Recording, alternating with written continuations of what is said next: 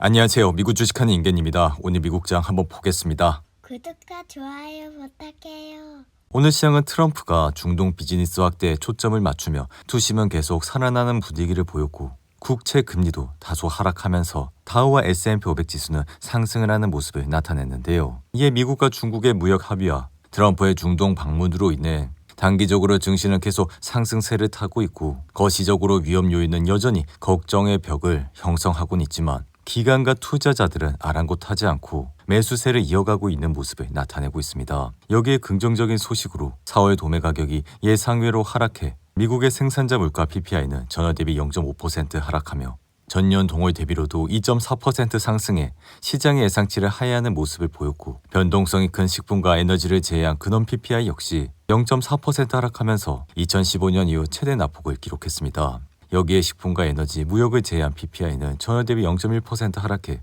이는 5년 만에 처음 있는 감소세를 나타냈고 이러한 수치는 결국 미국 제조업체와 서비스 업체들이 아직까지는 수입품에 부과된 고유 관세를 소비자에게 전가하지 않고 있다는 것으로 해석이 돼 지금은 생산자들이 원자재와 기타 수입 부품에 부과된 관세로 어려움을 겪고 있음에도 소비자 가격에 미친 영향은 아직까지는 제한적인 모습을 나타내고 있는데요. 하지만 미국 최대 소매업체 월마트는 이날 시장 기대치를 웃도는 실적을 냈지만 트럼프 관세 여파로 이달부터 일부 제품 가격을 인상한다 발표했고 지금은 무역 전쟁이 소비자에게 미치는 전반적인 영향이 아직 나타나지 않았다면서도 관세 영향을 받은 상품이 매장에 입점함에 따라 가격을 인상하게 됐다 밝혀 이에 이처럼 빠르고 큰 폭의 가격 인상을 역사적으로도 드물어 결국에는 가격이 오를 수밖에 없는 구조가 된다 할 수 있습니다. 이에 최근 트럼프는 90일간 중국산 수입품에 대한 관세율을 기존 145%에서 30%로 인하한 것에 대해 증시는 긍정적으로 평가했지만 이미 말씀드렸듯이 이러한 30%도 대부분의 소비자 입장에서는 여전히 의미 있는 수준의 상승이라 인하된 수준의 관세조차도 그 규모가 상당하고 이전에는 없던 관세율이라 결국 이러한 모든 것은 상승 비용을 초래한다 할 수 있는데요. 이에 나스닥은 상승세가 4주째로 접어들면서 모멘텀이 다소 느려지는 모습이 나타났고 지수는 어느덧 올 초 수준까지 올라와 지금은 추가 상승세를 촉발한 또 다른 무역협정 타결 소식을 나오지 않고 있음을 나타내고 있습니다. 이에 나스닥은 지난 4월 바닥을 찍은 이후 줄곧 상승을 해왔지만 우리는 지금 위험이 사라지지 않았다는 점에 포커스를 둬야 된다 생각이 들며 중국의 관세 인하 이후에도 관세율은 여전히 높은 13%에 달해 앞으로 경제 성장을 둔화할 수도 있다는 것을 염두에 둬야 한다 생각이 듭니다. 이에 페드는 금리 인하의 소극적인 가능성이 커지고 있어 파월의 인하 인터뷰에서 공급 충격이 더 자주 더 지속적으로 발생할 수 있는 시기로 접어들고 있다며 앞으로는 장기 금리가 높게 유지될 가능성도 있어 이에 따라 경제의 변동성 역시 커지게 될 것이라 밝혔는데요.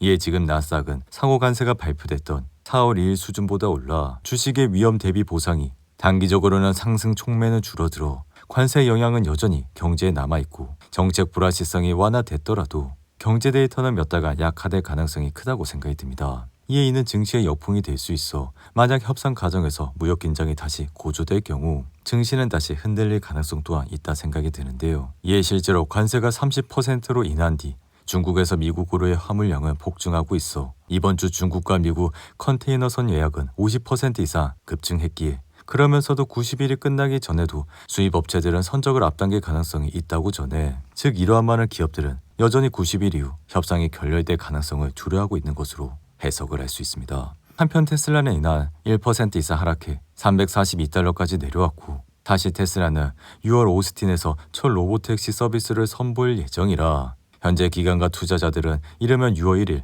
출시될 것으로 기대를 하고 있기에 이번 발표는 자율주행 시대의 본격 개막을 알리는 상징적인 이정표로 마치 2007년 애플이 아이폰으로 모바일 시대를 열었던 것처럼 테슬라의 로보택시는 모빌리티 패러다임을 근본적으로 바꾸는 기폭제가 될 전망입니다. 이에 경쟁사인 구글 웨이모는 제한된 지역에서만 서비스를 운영해 확장성의 한계를 보이고 있고 반면 테슬라는 전 세계 차량 수백만 대에 탑재된 FSD 소프트웨어와 방대한 주행 데이터를 기반으로 글로벌 자율주행 플랫폼을 구축하고 있어 이는 로보택시를 단순한 이동수단이 아닌 스마트 시티와 공유 경제의 핵심 인프라스트럭처로 격상을 하기에 자율주행차 시장은 2030년까지 연평균 39%나 성장하면서 2조 달러 규모에 이를 것이라는 전망까지 나오고 있습니다. 이에 이러한 로보택시의 성공은 테슬라의 FSD 구독률 급증으로 이어질 가능성도 커 FSD는 이미 자율주행 기술에 대한 신뢰를 바탕으로 테슬라 매출의 새로운 축으로 부상을 하고 있기에 이러한 로보택시가 실사용 사례로 기술력을 입증하게 된다면 소비자의 FSD 구독 의지는 더욱더 강해지며 나아가 테슬라는 이러한 기술을 포드와 GM, 다른 완성차 업체 라이센스 형태로 공급하는 방안까지 추진할 수 있어 로보택시 발표 전까진 이러한 주가의 방향성은 이어질 것이라 생각이 듭니다. 이어 엔비디아 역시 이날 소폭 하락해 134달러까지 내려왔고 사실 엔비디아는 사우디와의 대규모 반도체 거래로 올해 들어 처음으로 상승세로 돌아서 이에 지금은 트럼프의 무역 전쟁과 전 세계적인 경제 불확실성 속에서 반등에는 성공은 했지만 이 상승세가 얼마나 지속될지 의문을 품고 있다 생각이 드는데요. 이에 엔비디아는 지난 14일 사우디의 최첨단 AI 칩 18,000개 이상을 판매한다는 소식에 4% 넘게 급등했고 이번 주가 상승으로 일주일 만에 16% 이상 올라 이로써 시가총액 또다시 3조 달러를 넘어서는 모습을 나타냈는데요. 이로 인해 사우디와의 거래는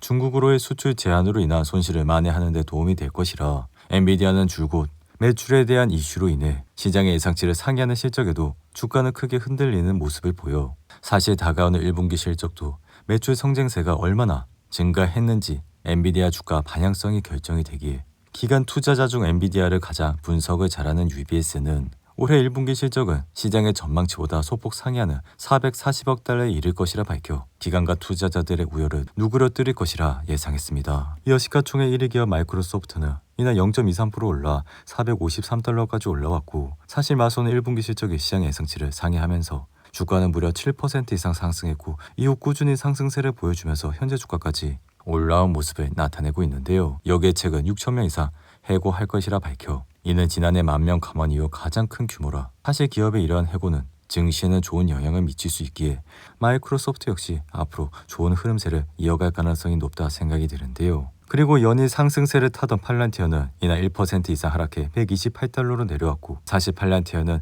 AI 분석 플랫폼으로서 지금의 무역 전쟁과는 다소 상관이 없는 주식이라 주가가 60불대까지 떨어졌을 때 팔란티어를 매수했다면 최근 들어 가장 좋은 투자를 할 수 있었다 생각이 드는데요. 여기에 팔란티어의 1분기 실적을 시장 예상치를 상회하는 모습까지 보여 비록 이후 12% 이상 하락은 했지만 다시 반등세를 타면서 사상 최고치 기록을 경신하고 있는 모습을 보여주기에 앞으로도 이러한 매출 성장세가 꾸준히 이어진다면 팔란티어의 주가에 대해서 전혀 걱정을 할 필요는 없다 생각이 듭니다. 이어 반도체 장비 업체인 어플라이드 머티리얼즈는 시장의 예상치를 하회하는 실적이 나와 현재 장외에서 5% 가까이 하락을 하고 있고 비디오 게임 회사인 테이크투 인터랙티브는 연간 매출 전망치가 예상보다 낮게 나오며 현재 주가는 2% 이상 하락을 하고 있는 모습을 나타내고 있습니다. 이어 지중해식 레스토랑 체인인 카바그룹은 1분기 매출이 3억 3,200만 달러로 시장 예상치에 미치지 못하자 4% 가까이 하락을 하고 있고 의료 네트워킹 플랫폼인 닥시미티 역시 부진한 가이던스로 인해